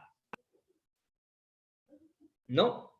Hay diferentes tipos de juicios que se usan para las argumentaciones y que son importantes. En el caso de matemáticas, juicios axiomáticos. Los axiomas matemáticos sirven para argumentar. Y el pensamiento matemático es argumentativo a partir de que parte de axiomas y se va construyendo toda esa estructura. Entonces es importante, si vamos a usar el método socrático, organizar a los niños y a los adolescentes y a los jóvenes para diferenciar una opinión de un argumento. La opinión es subjetiva. Los argumentos son subjetivos por su forma, pero objetivos por su contenido. Son subjetivos por su forma porque todo pensamiento humano es subjetivo, ¿no? Pero los argumentos se objetivizan a partir de que se basan en juicios de principio, juicios axiomáticos, juicios de la ciencia, etc. Entonces, cuando un alumno de la aula se para a decir, bueno, yo opino que no debe autorizarse el aborto. Usted tiene que preguntar, ¿y en qué argumentos se sostiene tu opinión? No, que yo opino eso. Bueno, yo puedo opinar que los elefantes vuelan, pero es una opinión, ¿no? Pero ¿en qué argumentos se sostiene tu opinión? Es que la vida nos es dada por Dios y no debe ser arrebatada por nadie. Bueno, eso es otra opinión, pero ¿en qué argumento te basas para decir que la vida nos es dada por Dios? Bueno, porque todo el mundo sabe que la vida no es dada por Dios, ¿no? Discúlpame, eso no lo sabe todo el mundo. Yo me acabo de enterar contigo. Yo pensaba que era un proceso biológico, reproductivo, por células sexuales, pero ahora tú me dices que yo no sabía. Y tengo que pedirle a mis alumnos que toda opinión que se vierta en clase tiene que estar sustentada en argumentos. Y los argumentos tienen diferentes pesos. No todos pesan igual. El peso específico de un argumento todos no son iguales. Si yo vi a Omar comerse la vaca, ese argumento tiene un peso porque yo vi a Omar comerse la vaca. Pero si él ya escuchó que Omar se comió la vaca, eso es un argumento de menos peso que el mío, porque él ya escuchó que Omar se comió la vaca. Yo lo vi. Entonces, el niño tiene que saber que los argumentos todos no tienen el mismo peso. Y por tanto, en una discusión, todos no valen igual. Entonces, en un debate en el aula, un método heurístico, donde yo les esté pidiendo que organicen sus argumentos, los estructuren, vamos a ver quién ganó el debate, ellos tienen que aprender a buscar el peso específico de los argumentos que se están virtiendo. Eso es parte del método. Disculpen que yo me entretengo un poco a veces en la explicación. Estamos aquí. Debate de la respuesta, orientándose a los argumentos, se comparan los argumentos y se extraen las conclusiones. Y por último, bueno, quitar esta cosa que está en el medio, se explica el método que se ha aplicado y los resultados a los que se llegó y se plantean nuevas preguntas que permitan profundizar lo aprendido. Espérenme, hay un error ortográfico. Hablando de errores ortográficos. Esto aquí. Lo aprendí. Muy bien, aquí tienen ya una. Después, la enseñanza problemática, enseñanza a través de problemas. Yo me voy a basar hoy en un autor fundamental, Makhmutov, autor ruso, para ustedes desconocido, me imagino. Pero es el teórico de la enseñanza problemática. Después aparecieron por acá, por el norte revuelto y brutal, algunos autores trabajando la enseñanza a través de problemas y no citan para nada a estos autores rusos que son autores de la primera y la segunda mitad del siglo pasado. O sea, es una bola de años que estaban trabajando ahí. Voy a explicar primero 3 categorías fundamentales para entender la enseñanza problemática de Makhmutov. La situación problemática, ¿qué es? El problema docente, ¿qué es? Y las tareas y preguntas problemáticas. Tengo que ver la diferencia entre estas cosas para entender por dónde va encaminado el método de la enseñanza problemática que vamos a ver hoy. Primero, la situación problemática. Primero, es subjetiva. Se da en el niño, en el joven, en el adolescente. La situación problemática es un estado psíquico, como dice acá Makhmutov, donde el estudiante se percata de que con lo que él sabe no puede explicar la situación. Imaginen ustedes que en una clase de física, donde yo voy a estudiar la estructura de la sustancia, yo llevara un recipiente graduado no tengo ninguno. Yo no tengo nada de eso. Imagínense, llevar un recipiente como este con alcohol graduado y otro con agua, con exactamente la misma cantidad. Ya, digamos que 1/4 de litro de agua y 1/4 de litro de alcohol. O medio litro. Medio litro de agua, medio litro. O 25%, 1/4. También. Y yo llevo el agua y el alcohol, los muchachos, digo, a ver, vengan acá. Aquí tengo yo 1/4 litro de agua y 1/4 de litro de alcohol. Si yo vierto el agua con el alcohol, ¿qué cantidad voy a tener? La primera respuesta que te va a dar un alumno que no está pensando en la estructura interna de la materia es pues, medio litro. El 25% más 25%, 50%. Voy a tener medio litro. Y yo delante de ellos hago y echo el agua en el alcohol y resulta que me va a dar un poco menos de medio litro. O sea, eché medio litro y medio litro, 1/4 y lo eché y me dio menos de medio litro. ¿Y qué pasó aquí? Ahí yo creo una situación. Oye, ellos no pueden explicarse lo que pasó. Oye, ¿qué pasó? No, pues desapareció agua o alcohol en el camino, no sé. Ahí eso es crear una situación problemática. Entonces, la situación problemática es cuando el alumno entra en un conflicto cognitivo porque él no puede explicarse la situación que se le ha presentado frente a sus ojos. Con los conocimientos que él tiene no puede llegar a entender lo que está ocurriendo. Entonces aparece una contradicción. Es fundamental entender que en la enseñanza problemática la contradicción tiene que ser creada para que se activen los procesos cognitivos de solución de problemas. Entonces, ¿qué es la enseñanza problemática? Cuando yo presento una situación en la introducción de la clase donde genera un conflicto cognitivo en los alumnos. Ahí aparece la situación problemática. Creo una situación problemática. Creo conflicto cognitivo. Los muchachos no pueden explicar, no pueden entender lo que está pasando. Después, el concepto de problema docente. Ya el problema se define, pasamos de la situación problemática al problema cuando él puede establecer ya claramente qué es lo que conoce, qué información debe buscar, cuáles son las variables que está trabajando. Ya cuando se define el problema. La situación problemática es el estado psicológico ese que me motiva a ver, pero ya el problema aparece, o sea, la situación problemática se convierte en problema cuando se definen las variables, cuando se define la incógnita.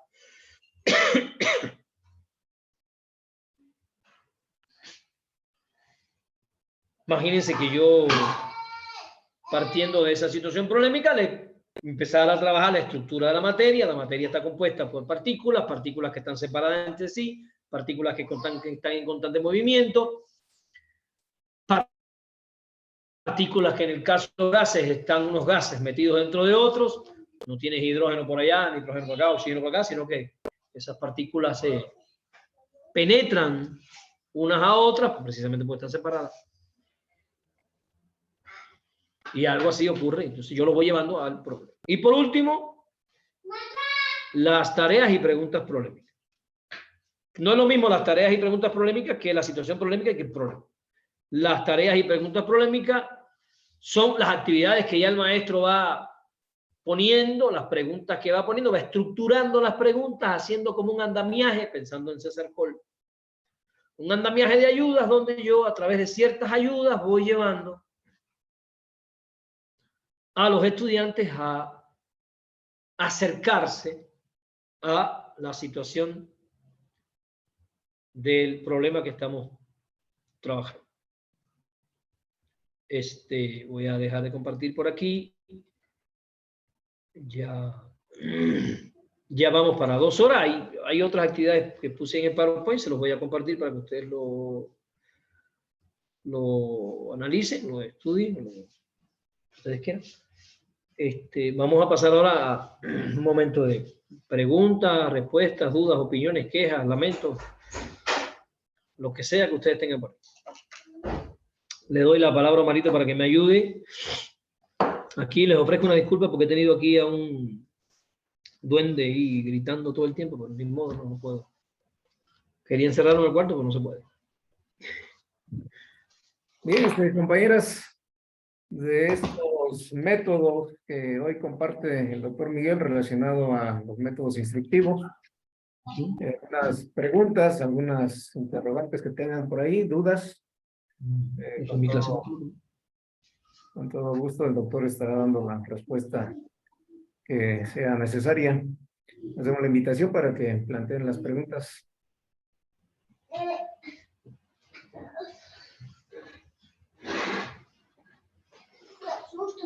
No sé si les pareció útil, si consideran que vamos bien, avanzamos bien. Cualquier sugerencia, cualquier recomendación estaría bienvenida.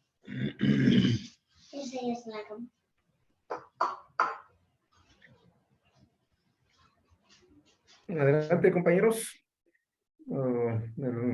Quedó todo claro, todo preciso.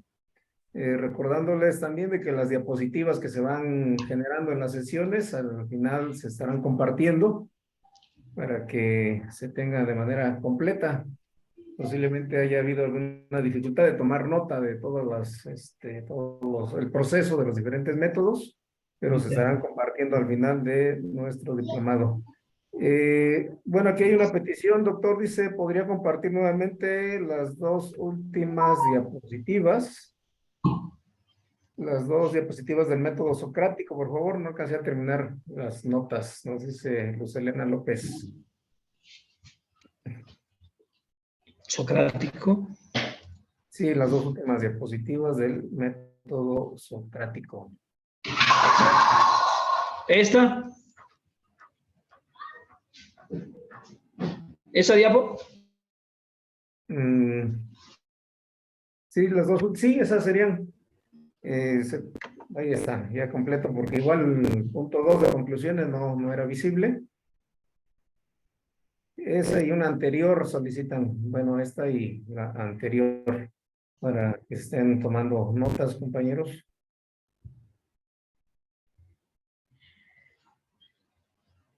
Bien, en lo que se complementa la toma de las notas de estas diapositivas, compañeros, ¿alguna otra pregunta más? ¿Alguna petición? Si hubiera también algún tema que sugieran, compañeros, donde se tenga que profundizar, se tenga que ampliar, pues de igual manera, solicítenlo y seguramente se estará retomando para las siguientes sesiones. Recordemos que esta es la séptima, nos faltan 3 y una más que se estará agregando, serían 11 sesiones. Entonces, prácticamente estamos a 4 sesiones de culminar nuestro diplomado. Y también, pues ya se recupera la inquietud, la propuesta que se dio en la sesión pasada de estructurar un diplomado específico con el enfoque axiológico.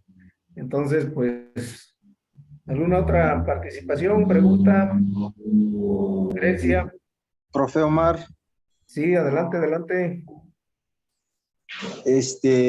Bueno, está muy interesante, como siempre, la asesoría, y hay muchas cosas que, pues, que ampliar, ¿no? Porque estamos muy débil o muy bajo en estos métodos. Necesitamos ampliar mucho más, ¿no? Porque apenas es la punta del iceberg. Y lo que, bueno, a todos nos gustaría ampliar en todos los métodos, porque pues hay muchísimas dudas, pero una de mis inquietudes, de mi sugerencia, no sugerencia, sino que una pregunta con respecto al desarrollo del lóbulo frontal que menciona el profe, el doctor Saldívar, de que se termina de madurar hasta en la adolescencia, ¿no?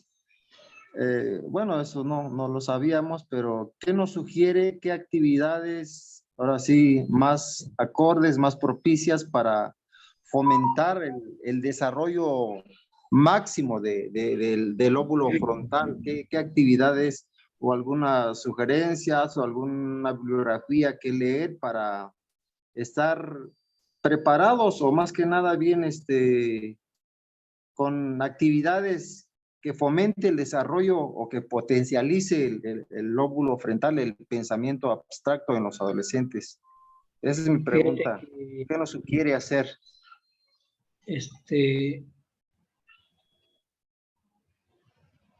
Hay actividades que son fundamentales y que se pueden empezar a desarrollar desde la secundaria, incluso desde la primaria. Primera actividad que puedes hacer con tus hijos es irlos estimulando para la producción de sentido. ¿Qué significa estimular la producción de sentido? En primer lugar, secundaria debería tener, yo creo que incluso de forma obligada, concursos de oratoria. Debería ser obligado.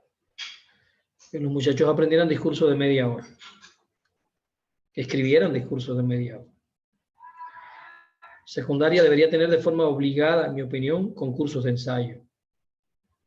Que ellos elaboren ensayo. Elaborar un ensayo ya es una potente herramienta para producir ideas. Donde el niño explora un tema y emite una opinión personal con respecto al tema. Ya en la prepa estos ensayos adquirirían un rigor mucho mayor que en secundaria. Yo tenía un maestro cuando estudiaba mi doctorado que nos obligaba, ¿no? Nos exigía, cuando hacíamos los ensayos de su materia, él nos exigía que no repitiéramos 2 veces una misma palabra en una cuartilla. O sea, si en una cuartilla usábamos la palabra casa, no podíamos volver a usar la palabra casa. Teníamos que buscar sinónimos. Nos obligaba a buscar sinónimos constantemente, porque teníamos que hacer los ensayos y después ir revisando para que no se repitiera una palabra 2 veces en la misma cuartilla. Enriquecimiento del lenguaje. Hay 2 caminos básicos para el desarrollo del pensamiento teórico, para la estimulación del lóbulo frontal. 1, a partir de las humanidades, el desarrollo del lenguaje. Y 2, a partir de la ciencia, la solución de problemas. Lenguaje y pensamiento son 2 herramientas básicas para el desarrollo de estos vectores. De hecho, su estructura fundamental está basada en eso. Desarrollar el lenguaje implicaría algo que no se hace hoy en día, porque no se asume al diccionario como un libro de texto. ¿Debería las maestras de español dedicar una clase a la semana, no sé, a la quincena, para estudiar el diccionario? El diccionario debe estudiarse. No solo estudiar su estructura, no solo estudiar cómo utilizarlo.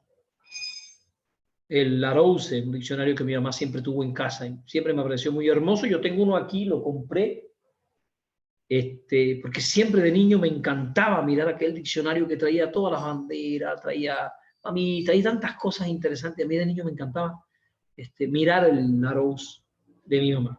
Hay que enseñar a los muchachos a usar el Larousse, a saber toda la información que hay ahí, pero además a estudiarse nuevas palabras todas las semanas. Si tú me preguntas cómo estimular el desarrollo del lóbulo frontal, yo te pongo un ejemplo concreto. Deberíamos exigirle a los maestros que cada semana agreguen palabras del lenguaje técnico a sus alumnos. En el caso de español y literatura, del lenguaje común.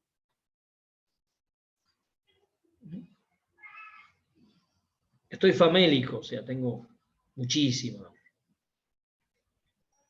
El otro día me dijo el niño, oye, qué rico huele cuando llueve. Se llama petricor.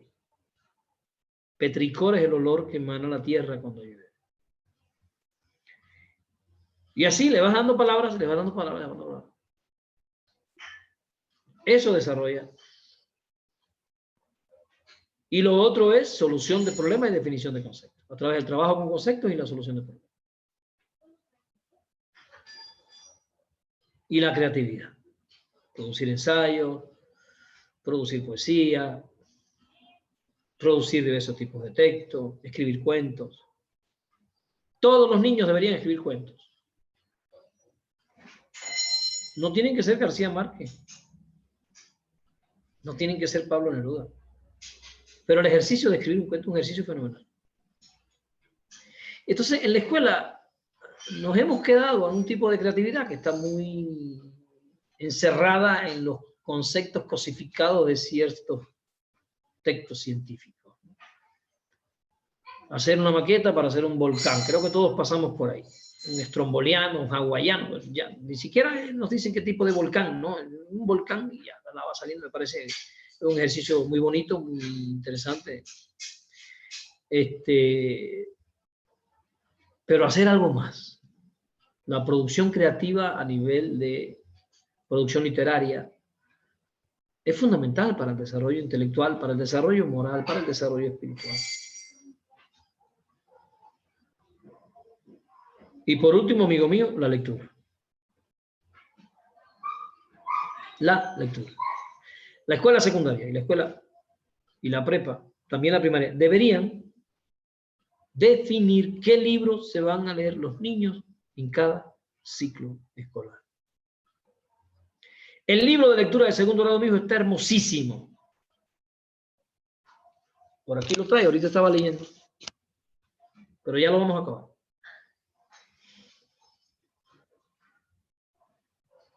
¿Y por qué no establecer otros textos? Por ejemplo, los cuentos de Horacio Quiroga, los cuentos de José Martí en la Edad de Oro, El Principito, Corazón. ¿Por qué el niño en primaria no lee novelas? La escuela no considera que el niño tiene que leer novelas en primaria. ¿Por qué? Mi hijo se leyó a Rius en la primaria, Miguel. A Rius, ya está en la secundaria, pero él se leyó a Rius en la primaria. Se leyó, bueno, varios autores porque se lo íbamos dando. Yo se lo escribía a los autores que iba a trabajar. Pasó por varios, se leyó a Martí, se leyó a Neruda, se leyó muchísimos autores en la primaria, no se los indicaba. Y después lo discutíamos. Se leyó Moby Dick en la primaria, novelas que yo la escogía. Moby Dick la tuvo incluso que presentar en una presentación de libro.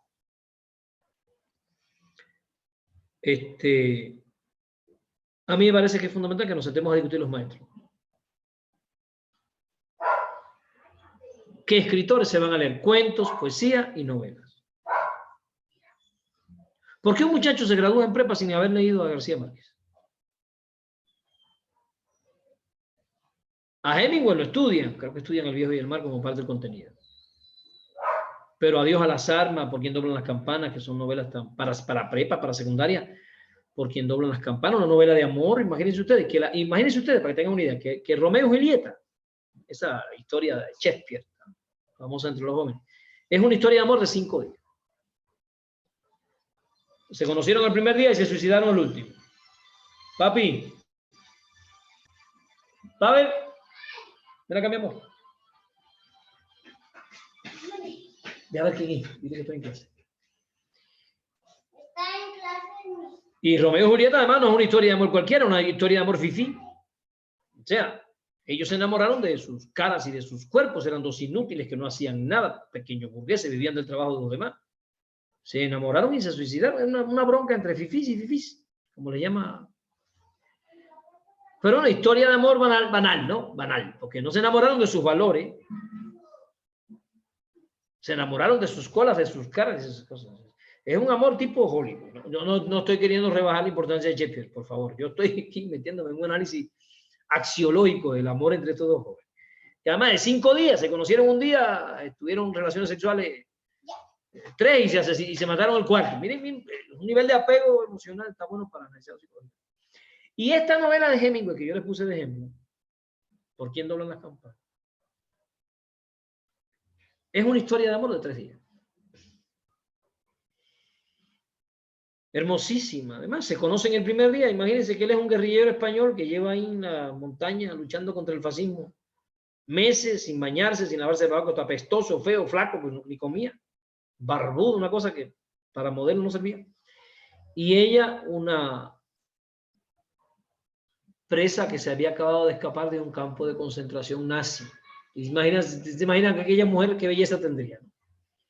Solo de su interior, porque flaca, desnutrida, apestosos los dos. Y se enamoran, pero se enamoran de las personas que ellos son. Hemingway logra que veamos a las personas que ellos son. A la propuesta de Hemingway, un amor que se basan en el contenido, no en la forma. Y al último día, ella llega a ese campamento de guerrilleros y ellos están planeando poner una bomba en un puente para evitar que los nazis, ¿no? Y bueno, ponen la bomba, ven, en el proceso ese de ya ella se suma a la guerrilla ahí rápido, en el proceso de reventar el puente, a él lo hieren, cae herido, él no puede huir y ella le dice, yo me voy a quedar a morir contigo, así tipo Romeo y Julieta. Y él le dice, no, mi muerte tiene que servir para algo. Usted se va y tenga hijos y enamórese y ame para que mi muerte tenga un sentido. Fíjense que la solución incluso ética al conflicto de amoroso en la novela de Hemingway es mucho más poderosa y contundente para discutir con chavos de secundaria. Podemos ver las dos novelas, ¿no? Y ver las diferencias y ver dónde querría estar yo, ¿no? Si me ahorco por ella o busco una vida de utilidad para que, ¿no? Ahí tienen ustedes un ejemplo. ¿Cuántas cosas podemos sacar nosotros de la literatura que son fundamentales para el trabajo de los valores? Sin estar amarrados necesariamente ahí a la propuesta que a veces nos hace el programa, que puede ser un poco menos interesante para ellos, ¿no? Sí, por la misma edad en la que yo estoy. Entonces ahí te puse algunos ejemplos, cómo desarrollar el lóbulo frontal. La lectura es uno fundamental. Y si quieren, ponga ahí de la lectura, ponga también complejizar las lecturas. Ahí pongo. Los muchachos de prepa deberían leer a Sartre, deberían leer a Nietzsche, deberían leer a Marx, porque el manifiesto comunista está a la altura de cualquier alumno de prepa. No tenemos que esperar a la universidad para que el muchacho ya entre en el alto vuelo de la filosofía, si ya tiene toda la herramienta para empezar a filosofar, a discutir. Y eso tenemos que prepararnos nosotros del PTO porque los programas no conciben ese tipo de vuelo tan alto, ¿no? Se quedan un poquito. Bueno, ahí te dejo la respuesta, amigo. Ojalá te haya ayudado. Doctor, la compañera Miriam García solicita, dice, doctor, hablaba de la argumentación y la opinión. ¿Podría repetir lo que explicó? En ese momento falló mi señal. Bueno. Eso está bueno. Sí, hay que repetirlo. La función, el maestro tiene que repetir, ¿eh? Cuidadito cuando decís, no, ya lo repetí, ya lo dije, busca la grabación. No, hay que repetir. Mira, la opinión siempre es personal. Voy a decir cosas que no dije ahorita. La opinión siempre es personal. El argumento es social. La opinión es personal porque se basa en mis inclinaciones, mis gustos, mis preferencias, mis prejuicios. El argumento siempre es social. ¿Por qué? Porque el argumento se basa en hechos. Y pertenece a un conocimiento que siempre es social. La opinión es subjetiva por su forma y por su contenido. El argumento es subjetivo por su forma, pero es objetivo por su contenido. O sea, porque hay una correspondencia entre lo que se dice y la realidad. Hay una relación ahí.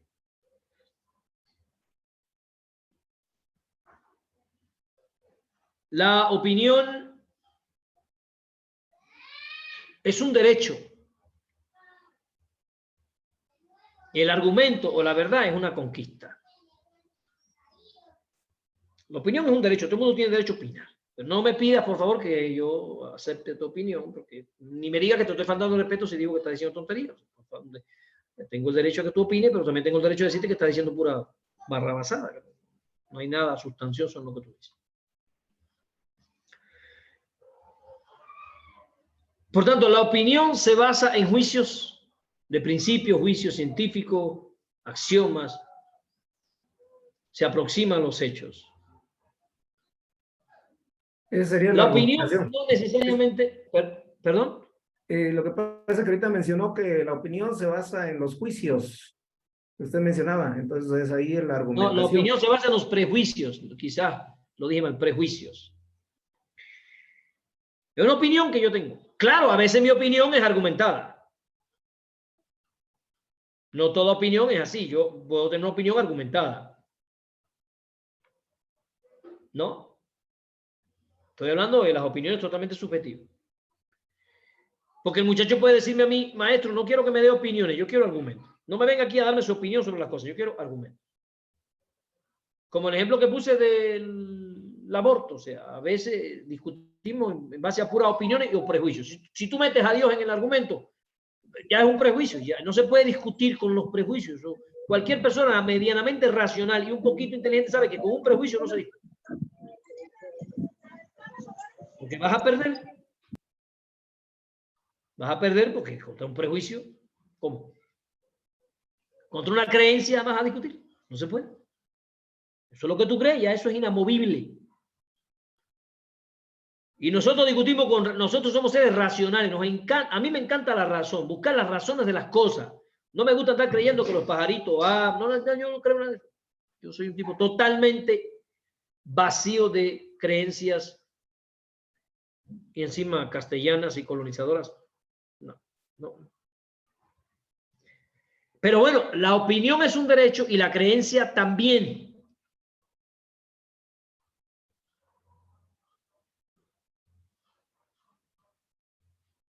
La verdad es una conquista. La verdad hay que construirla con argumentos.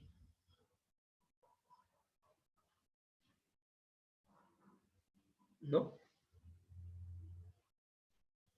Entonces a veces estás conversando con tu abuela y lo que escucha es una lluvia de prejuicios sin ningún argumento.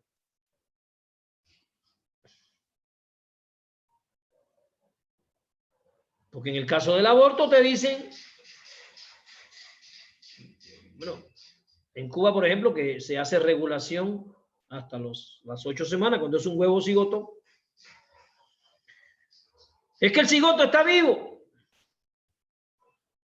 Bueno, la uña también que te cortas está viva y te la cortas y la tiras al piso. Entonces, si nos basamos en que tiene células vivas, ¿qué discusión? Ya.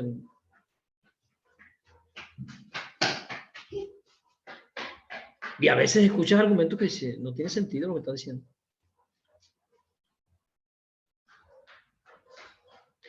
Entonces, la opinión busca la satisfacción de lo personal. El argumento busca el sostenimiento de la verdad. La opinión emana del ego. El argumento emana de la razón. Y por eso cuando alguien te prueba que tu argumento está incorrecto, tú no te enojas. Tú dices, ¿qué carajo? Sí, me equivoqué. Órale, aprendí algo nuevo, gracias. Porque el argumento emana de la razón y no tienes por qué estarte enojando porque alguien diga tu argumento no es válido. Pero la opinión casi siempre la que la da es el ego encumbrado, el ego, y entonces a veces vas a las asambleas de la 22 y lo que ves son batallas de opiniones, no hay argumentos por ninguna parte, gente. ¿No? Entonces, a los alumnos hay que enseñarlos a respetar la opinión, no.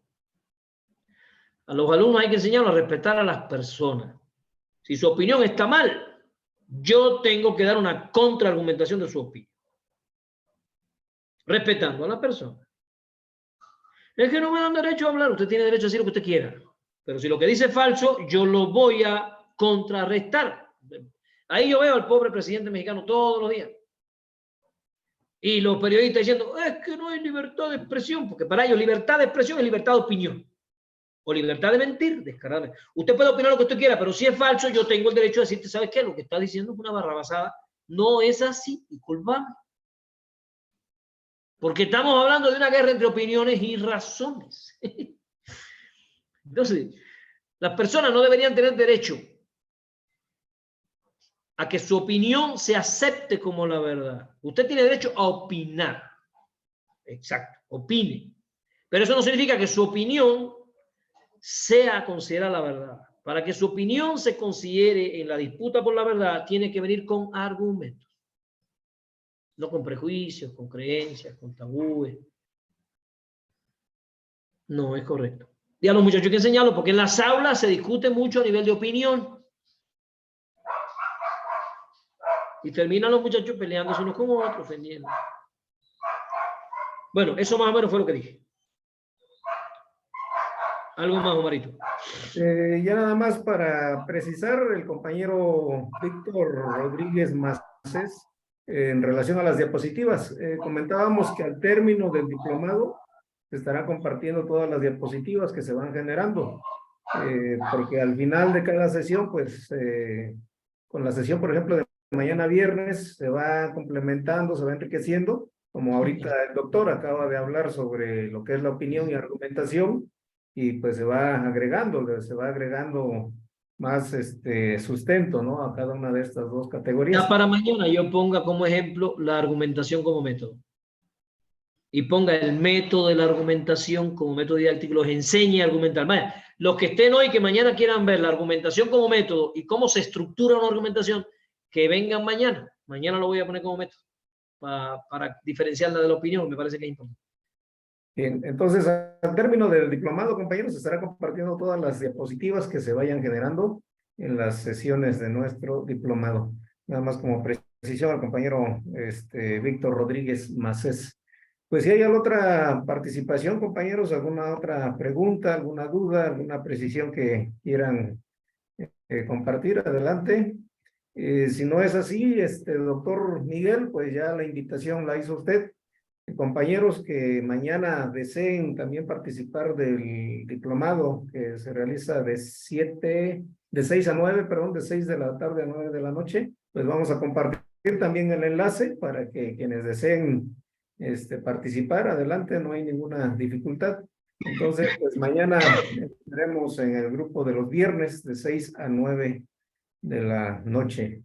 Entonces, pues doctor, con esto estaríamos cerrando nuestra sesión, nuestra 7ª sesión de este grupo de los jueves, con la invitación y posibilidad de quienes así lo deseen de integrarse también a la sesión de mañana. Estaremos compartiendo el enlace y pues no hay alguna otra participación, preguntas, precisiones. Con esto cerramos. Pues gracias, doctor Miguel, gracias y nos vemos mañana. Por ahí, por favor, a todos.